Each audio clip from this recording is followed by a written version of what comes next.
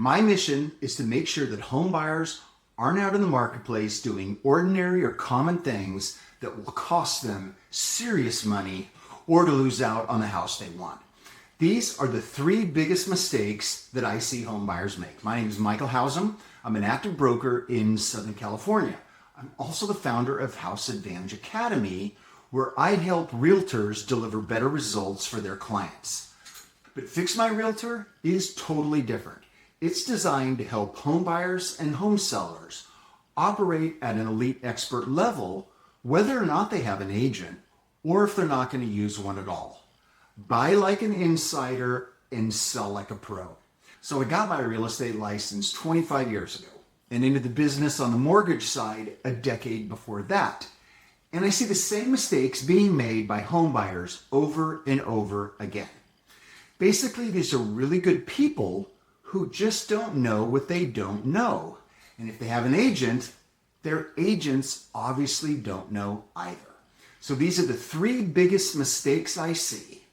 Number one, buyers thinking an agent's primary job is to find them houses. With the internet and all the various portals, finding houses has never been easier. There are no surprise houses for sale. Now, there are some exceptions to this, but they don't apply in the vast majority of cases. Now, some buyers will go so far with this bad idea as to actually say it, that they will pick the agent that they want to work with based on which one brings them the house that they like. It's such a horrible idea. Firstly, it's a total crapshoot as to whether or not you're getting a realtor that knows what they're doing, which could be catastrophic. Secondly, these buyers are going to end up putting themselves in a position to be manipulated and to be sold. The agent's not going to be looking out for the client's needs and wants, but just trying to get them to buy that particular house. And then if they do get the house and there's some sort of a problem, the agent's advice is going to be focused on trying to keep that deal alive, not what is the wisest and the best thing for the client. On the other side, unethical agents will actually lean into this. Buyers looking for an agent to help them find houses using bait and switch tactics like proposing off-market homes or pocket listings. Hey, I know all these great houses that you could potentially get that nobody else knows about. Here's the problem here. This is at best a gross exaggeration. The reality, in almost all cases, off-market or pocket listings aren't really people that want to sell their home. In my experience, they're almost always a version of, hey, if you can get me $850,000 for my $700,000 house, I'll sell it. Well, boom, there's a pocket listing. What it isn't, however, is an actual seller.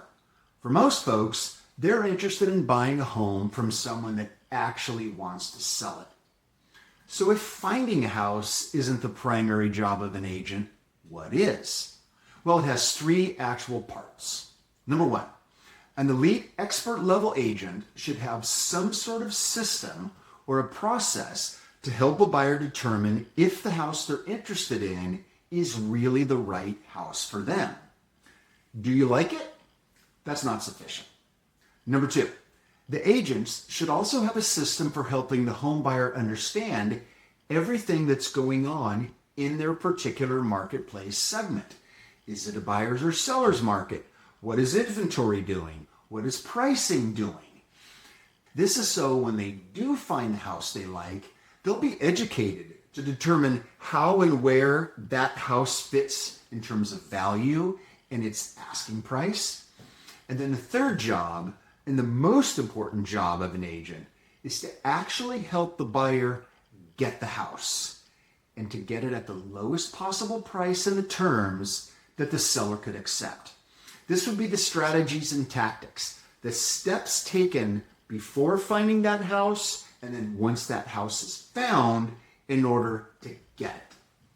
The reality is very few agents have these three expert level functions perfected into a system, which is why you hear agents talking about finding houses instead.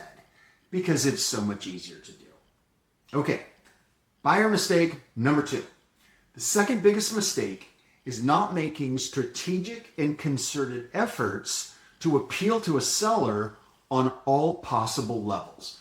The ordinary average move is just to focus on price, but this just barely scratches the surface. The goal is to be as attractive to a seller as possible on all fronts, not just the pricing. This aspect of home buying is so important that I've done an entire video about it, and I call the strategy buyer staging. The more that a buyer can comprehensively appeal to a seller, the greater potential there is for getting a better price. And of course, it's different for every single seller. It's personal aspects, lowering the seller's risk, guaranteeing a super smooth transaction, the timeline itself, as well as all the various moving parts in a contract, and then of course, it's the price itself. The normal ordinary buyer and the normal ordinary agent doesn't see these things, or they don't know what to do about it even if they see them. It's a common, huge, and sometimes costly mistake because you never know what the hot buttons are for any particular seller. And of course, conversations with the listing agent or the seller should happen before an offer is written, right? That's kind of basic home buying 101. But even that doesn't happen all the time. I can't tell you the number of times that an offer shows up in my inbox out of the blue, and then I'll get a text from the agent, hey, did you get the offer we sent over? That's it. No phone call, no checking to see what's important, nothing like that.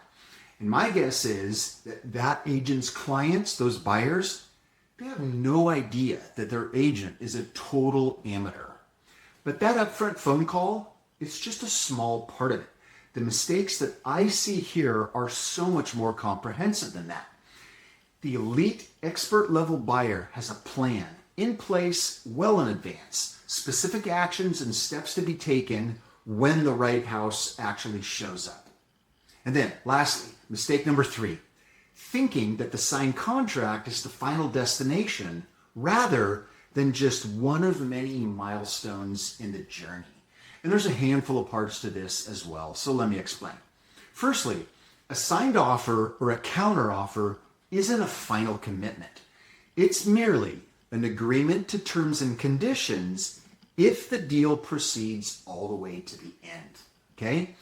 There may be questions that need to be answered, certain things that come up before you start or even in the middle of the transaction that come up that need to be answered correctly before the deal can proceed, right? And those things need to be addressed.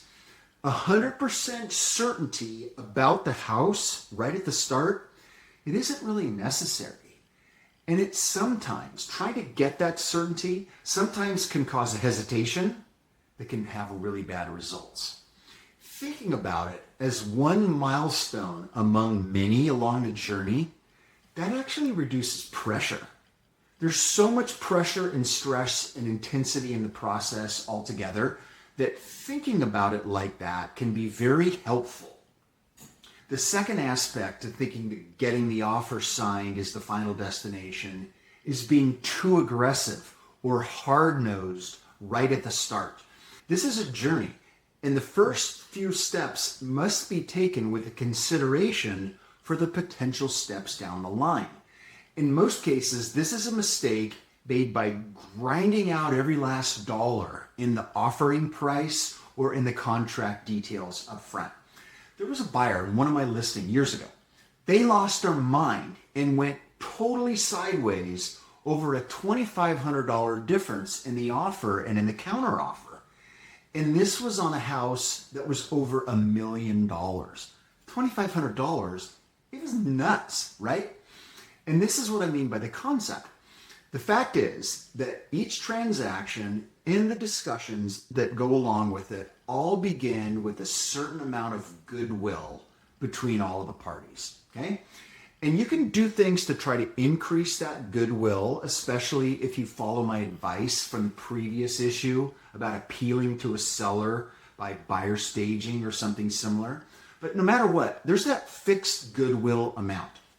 And what I see a lot of buyers doing is proceeding in such a way that that goodwill amount gets drained all the way to zero right from the very beginning. And here's the problem with that. There might be things that come up where you're going to want to draw on that Goodwill bank account and there won't be any left. Let me give you an example. On a listing of mine last year, there were buyers that fought on every single item in the offer. And it wasn't just the price. It was about the deposit, the escrow period, the inspection period, anything and everything. No, we don't want 10 days. We want 11 days, on and on like that. Or we're out of here. Bunch of things. And every single one of them had that, if you don't give us this, we're out of here. I kid you not. It was my way or the highway on every single point. And their agent was the exact same way. So my client, it's this wonderful couple selling their family home, and the buyers are treating it like it's a MMA fight at the weigh-in where they're staring each other off. It was exhausting. And my client was totally irked about it. So we did finally ink the deal, and my seller literally said, they better not ask for anything else going forward. They're total assholes, and my interest in helping them is now at zero. Sure enough, a repair request came in, and Richard's response was a quick and hard no. And as he said it, he told me, he goes, I would have been more than willing to be flexible, but they pissed me off so much at the beginning. And there were a couple of other favor type things that these buyers asked for along the way. But Richard said no to every single one of them because he was upset by how they acted up front. Now, none of these things were that big of a deal, but I've had circumstances where the things that were requested were much more important. An escrow extension that came up because of an emergency at the end, or a significant issue that comes up about the house itself. And buyers and their agents can put themselves in a very difficult position because of the way they start things off. And it actually doesn't even need to be during escrow itself. It could be something simple. A month or two after closing, if there's a question about how something works in the house or some other sort of thing. Basically, there's a certain amount of joy jelly in the donut, and you don't want to squeeze it all out up front in case you want a juicy bite later.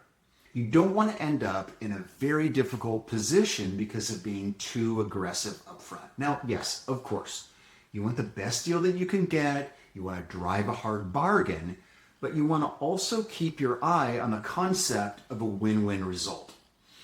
Make sure that happens not only because is it going to increase the chances of you getting something you may need or want later, it's also just a nice way to be. So in this context, here's a question for you. How ready are you actually to buy a house? Are you ready at an elite expert level? Well, I have a way for you to find out. In the description below and at the link in the end is my free 4-minute real estate readiness assessment. It's going to quickly analyze your readiness and immediately give you the results with some recommendations if you need them. By the way, most people fail this assessment, including most realtors. And then the next video up is on the concept I mentioned earlier. One of my key strategies about buyer staging, how to prepare up front to be ready to find the right house at an elite expert level. Check that out, and you are guaranteed to be a step ahead of your competition.